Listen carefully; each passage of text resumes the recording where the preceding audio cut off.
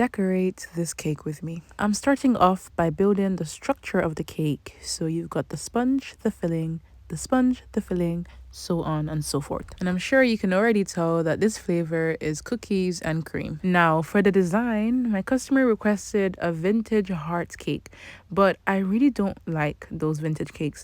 Not because it doesn't look nice, but because I feel like Caketasia needs more room to express her creativity. So, with permission from my client, I took this regular vintage heart cake to the next level. But before we get to the decoration part, I first of all carved the cake into a heart shape.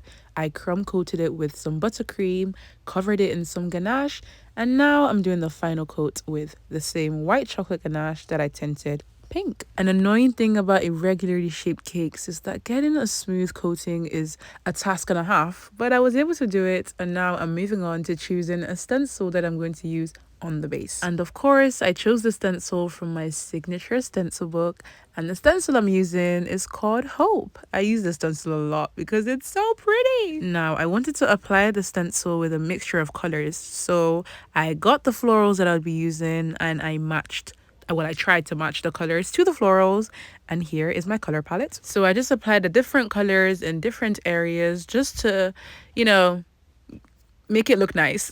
And indeed, it looked very, very nice. I just love the pattern.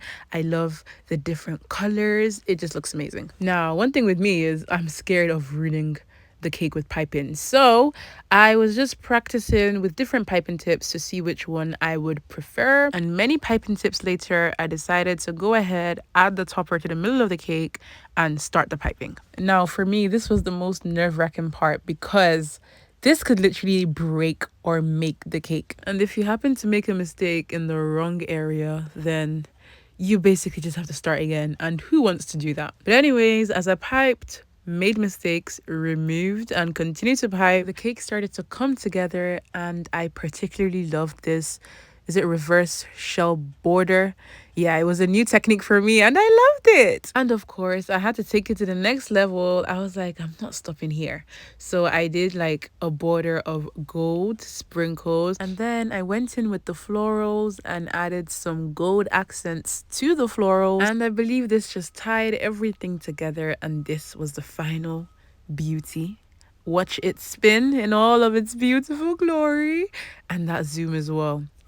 Amazing. And as always, a stunning cake deserves packaging that matches its stunningness, and that's exactly what I did. So please, please, please, if you want to book your cake with Caketasia, allow us to add a unique twist to your cake, and you'll receive something that will indeed wow you by the grace of God. And to book in, you can fill out the inquiry form at caketasia.co.uk. And for those that would like to learn how to make cakes, you can also head over to the website. Thanks for watching.